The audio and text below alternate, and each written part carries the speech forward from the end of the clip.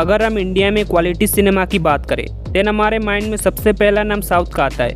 But south में भी 4 industry exist करती है, तमिल, तेलुगु, कन्नड़ा एंड मलयालम। बट इनमें से मलयालम ही इकलौती ऐसी इंडस्ट्री है जो अपने ग्राउंडेड एंड रियलिस्टिक कंटेंट के लिए जानी जाती है।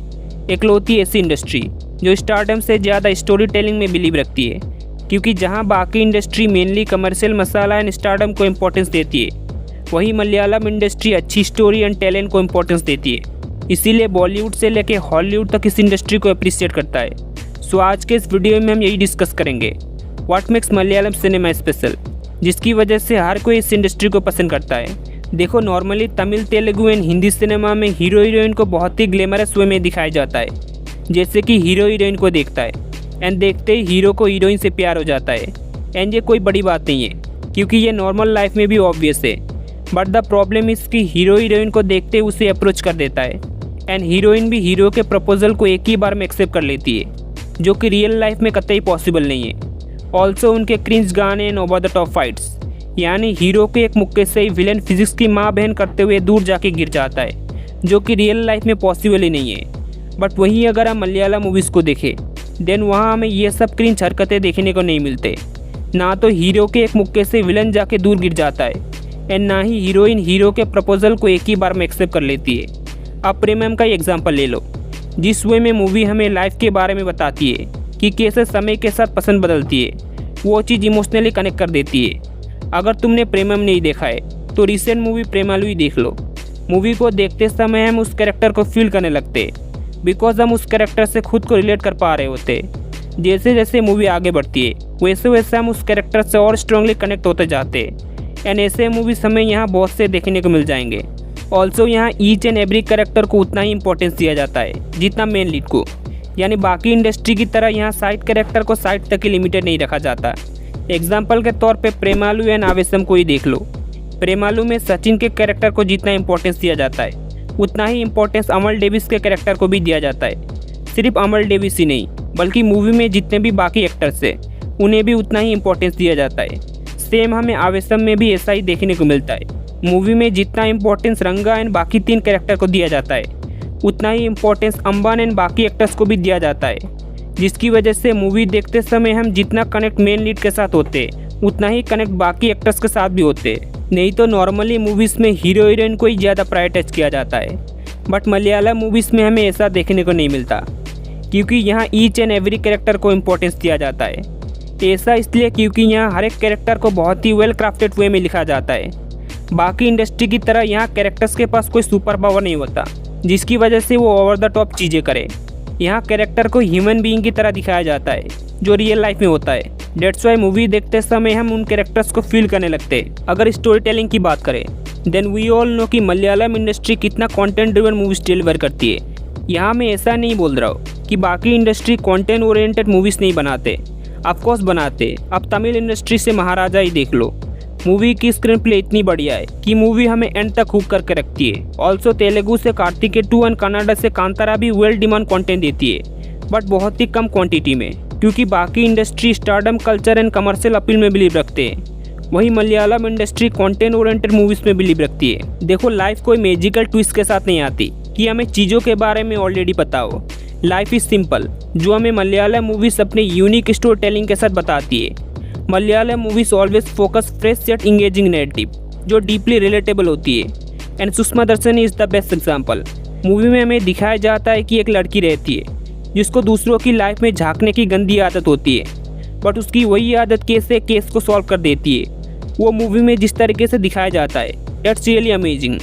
मूवी के एंडिंग को जिस तरीके से स्टार्टिंग के साथ ब्लेंड किया जाता है वो हमें मलयालम इंडस्ट्री की राइटिंग के बारे में बताती है। एंड इफ राइटिंग की बात हो रही है देन हम दृश्यम को कैसे भूल सकते हैं। एक परफेक्टली क्राफ्टेड थ्रिलर जो हर सेकंड ऑडियंस को हुक करके रखती है। मूवी में हमें दिखाया जाता है कि कैसे जब कोई एक सिंपल फैमिली में घुस के उसे डिस्टर्ब करने की कोशिश करता है then as a common man वो अपने फैमिली को बचाने के लिए क्या क्या कर सकता है वो दिखाया जाता है।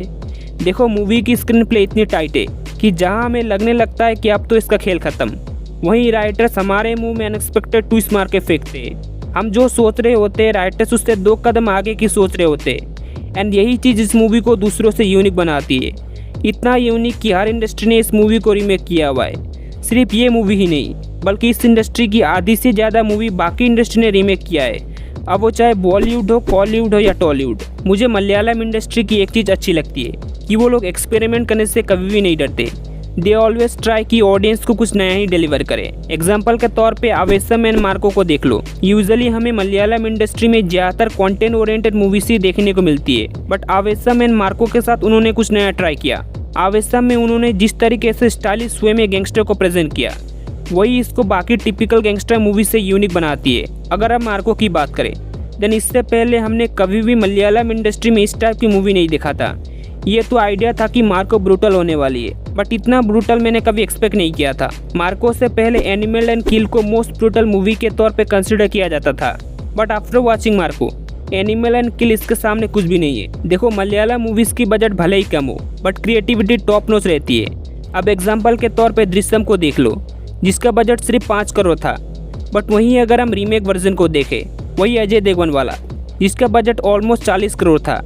एंड यहाँ हमें पता चलता है कि कंटेंट मैटर करता है, ना कि बजट, क्योंकि कम बजट में भी मूवी बन सकती है। ये हमें मलयालम मूवीज़ बताती है। मलयालम मूवीज़ हमें कंटेंट के साथ मीनिंगफुल मैसेज भी देती है। तुमने रिसेंट मूवी मिसेस तो देखा ही होगा, जिसको फिलहाल बहुत एप्रिसिएशन मिल रहा है, बट तुमको बता दूं कि Mrs originally the great Indian kitchen का रीमेक है, जो कि एक मलयालम मूवी है। देखो, मलयालम इंडस्ट्री में टैलेंट की कमी नहीं है। मैंने रिसेंटली पृथ्वीराज सुकुमारन स्टार दी गोट लाइव देखा and I am amaze. Movie में उन्होंने जिस तरह का परफॉर्मेंस दिया था, I am literally speechless. And सुनने में ये भी आ रहा था कि इस मूवी को बनने के लिए ऑलमोस्ट 16 साल लगे।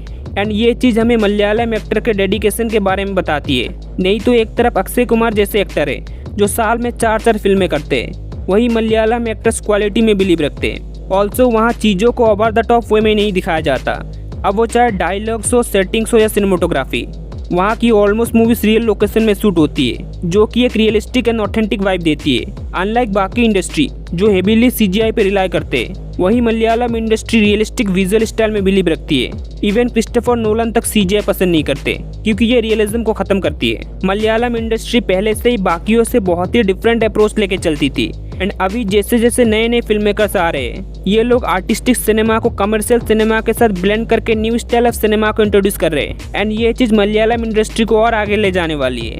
देखो, मलयालम इंडस्ट्री एक ऐसी इंडस्ट्री है जिसको इंटरनेशनली बहुत रिकॉग्नाइजेशन मिलता है। जल्लीकट्टू जो ऑफिशियल एंट्री था ऑस्कर के लिए, and the great Indian kitchen जिसको हर किसी ने पसंद किया for its realistic story. Malayalam industry हमेशा से बाकी इंडस्ट्री को इन्फ्लुएंस करती आ रही है for its simple yet brilliant film making style. इसीलिए हर कोई इस इंडस्ट्री को अप्रिशिएट करता है, including Anurag Kashyap, because it values quality over commercialism, story telling over spectacled, and authenticity over artificiality with its exceptional narratives, deep characters, technical brilliance, and social relevance messages. Whether it's romantic comedy like Premalu, hard-hitting adventure drama like The Goat Life, and intense comedy like Avisham, Malayalam movies हमेशा से consistently कुछ unique ही deliver करती आ रही है। That's why हर कोई इस industry को पसंद करता है।